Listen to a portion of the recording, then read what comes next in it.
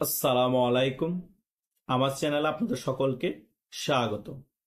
2024 সালের 5ই আগস্টের আগে থেকেই জাতিসংঘ শেখ হাসিনার বিরুদ্ধে অনেক বিবৃতি দিয়েছে। তিনি যখন ক্ষমতায় ছিলেন সে সময় জাতিসংঘ বলতো বাংলাদেশে মানবাধিকার লঙ্ঘন হচ্ছে এবং বাংলাদেশে সুশাসন প্রতিষ্ঠা করা প্রয়োজন এবং বাংলাদেশে একটি অবাধ সুষ্ঠু নির্বাচন দেওয়াও প্রয়োজন। তখন বিএনপি, জামাত এবং অ্যান্টি আওয়ামী লীগের যত দল আছে সকলেই এই জাতিসংঘের কথাগুলো উদাহরণ টেনে জনগণকে বোঝানোর চেষ্টা করত। 5ই আগস্টের পরবর্তী সময়ও জাতিসংঘ থেকে বলা হয়েছে 15ই আগস্ট পর্যন্ত 2024 সালে আন্দোলন, জুলাই আগস্টে যা আন্দোলন হয়েছে 15ই আগস্ট পর্যন্ত বাংলাদেশে 1500 মতো মানুষ হত্যা হয়েছে। তার মানে 5ই আগস্টের পরবর্তী যে 10 দিনে যেগুলো হত্যা হয়েছে সে সকল মিলে 1500 মতো মানুষ হত্যা হয়েছে। কিন্তু এই জামাত, বিএনপি এবং অন্যান্য দল যারা আছে তারা প্রচার করেছে যে শেখ হাসিনা সরকার এবং আওয়ামী লীগ, ছাত্রলীগ মিলে 2000-এর মতো মানুষ বা ছাত্রকে হত্যা করেছে। আমার কথা হচ্ছে জাতিসংঘের মধ্যে বলা হচ্ছে যে 15ই আগস্ট পর্যন্ত 1500 মানুষ হত্যা হয়েছে। তাহলে 2000 কোথা থেকে আসলো? আর 5ই আগস্টের পরবর্তী 10 দিনের হিসাব সহ 1500 বলা হয়েছে। তারপরে কিছুদিন পরে সরকারে একটি লিস্ট করলো, সেখানে 800+ ছাত্র হত্যা লিস্ট দিল।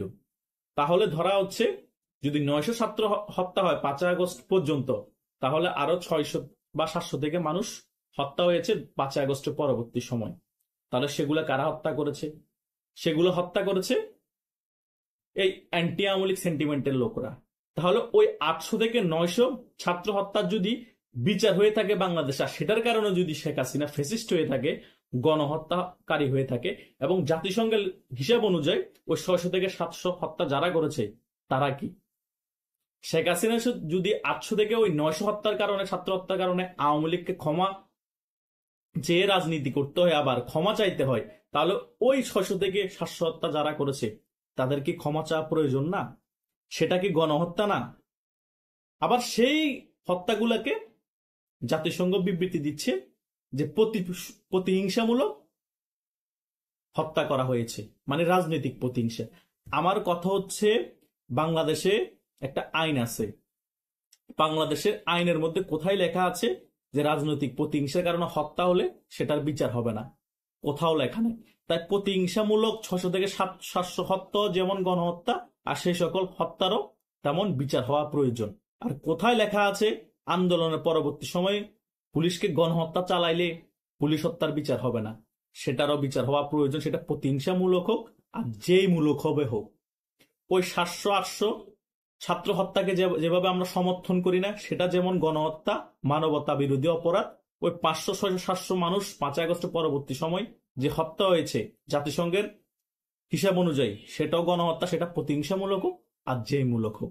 আপনারা তো জাতিসংঘকে অনুসরণ করেন, জাতিসংঘকে মানেন, তাহলে জাতিসংঘ গতকালকে কি বলেছে?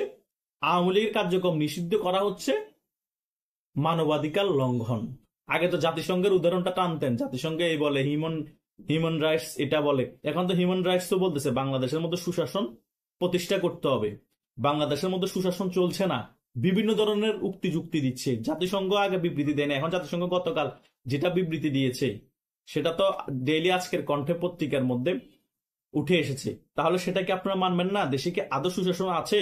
দেশে যে গণহত্যা হয়েছে গোপালগঞ্জের মধ্যে 5ই আগস্টের পরবর্তী সময় এতগুলো হত্যা হয়েছে, সেগুলোর বিচার কি আপনারা দেশে দৃশ্যমান ভাবে দেখাবেন না?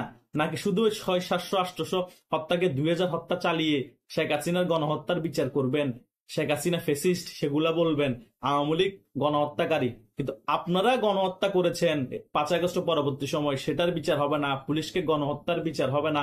দেশে মানবাধিকার লঙ্ঘন করতেছেন, সেটার বিচার হবে না। আওয়ামী লীগের কার্যক্রম নিষিদ্ধ করে দেশে রাজনৈতিক গণতান্ত্রিক প্রক্রিয়া ধ্বংস করতেছেন, সেটার বিচার হবে না।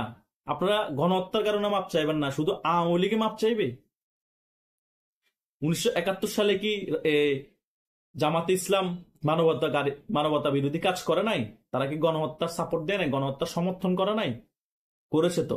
সকল কিছুর জন্য কি তারা এখনো ক্ষমা চেয়েছে?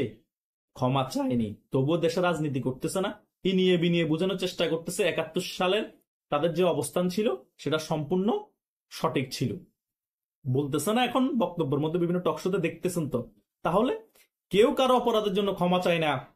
1990 সালে গণ অভ্যুত্থানের টাইমে যে এরশাদ অনেক মানুষকে নির্বিচারে গুলি করার অর্ডার দিয়েছে, অনেক মানুষকে গণহত্যা চালিয়েছে, সেটার কারণে এরশাদের জাতীয় পার্টি কখনো ক্ষমা চেয়েছে? ক্ষমা চায়নি তো।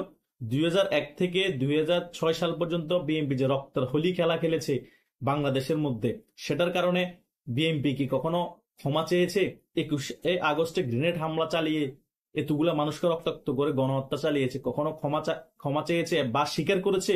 বরং বলেছে সেই 21 আগস্টের গ্রেনেড হামলা আওয়ামী লীগ নিজেরা নিজের উপর চালিয়েছে।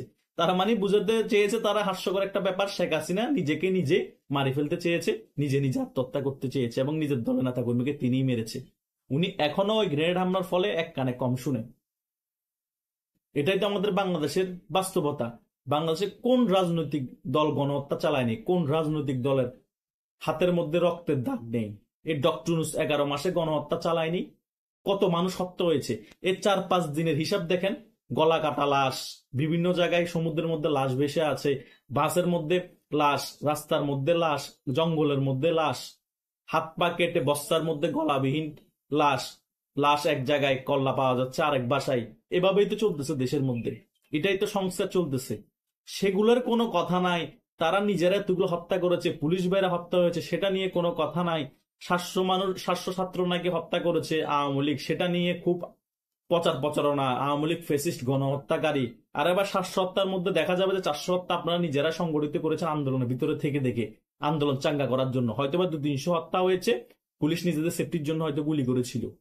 আর আপনারা নিজেরাই 1,500-2,000 হত্যা করেছেন।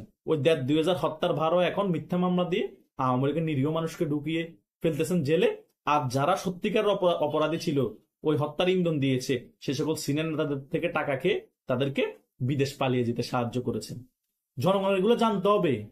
জনগণকে গুমরা করে আপনারা বেশি দিন দেশে টিকে থাকতে পারবেন না, এই দেশে রাজনীতিও করতে পারবেন না।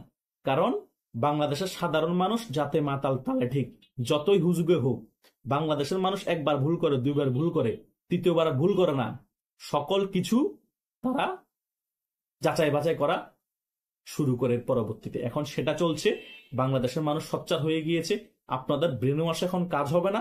শেখ হাসিনা যে গণহত্যাকারী না এবং উনি যে গণহত্যার কোনো নির্দেশও দেন না, সেটাও এখনো প্রমাণিত আস্তে আস্তে হয়ে যাচ্ছে। কারণ আপনারা নিজেরা হত্যা চালাইছেন, পুলিশ হত্যা আপনারা নিজেরা করছেন, 11 মাসে নিজেরা আপনারা সরকারে আছেন, নিজেরা টাকা পাচার করছেন, দেশের অর্থনীতি দুর্বল করে ফেলছেন, মব কালচার তৈরি করেছেন, জায়গায় জায়গায় মেয়ে ধর্ষণ হচ্ছে, জায়গায় জায়গায় হত্যা গুম হচ্ছে।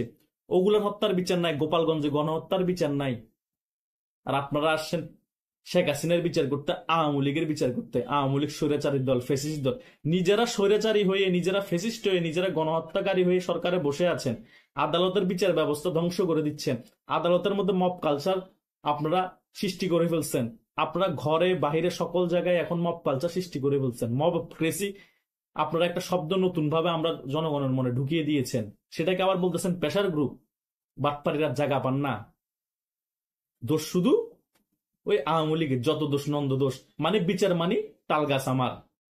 আপনাদের দোষ দেখিয়ে দিল, আপনারা তখন আপনাদের দোষ স্বীকার করবেন না। ওই তাল গাছ আমার, সব দোষ হচ্ছে আওয়ামী লীগের। কারণ আওয়ামী লীগ নির্বাচন না আসলে ক্ষমতা লুটে পুটে খেতে পারবেন। আওয়ামী লীগের নির্বাচন আসলে আর আপনারা ওই সুযোগ নাই, ঘুরে ফিরে আওয়ামী লীগকে জনগণ আবার ক্ষমতা নিয়ে আসবে। এটাই তো।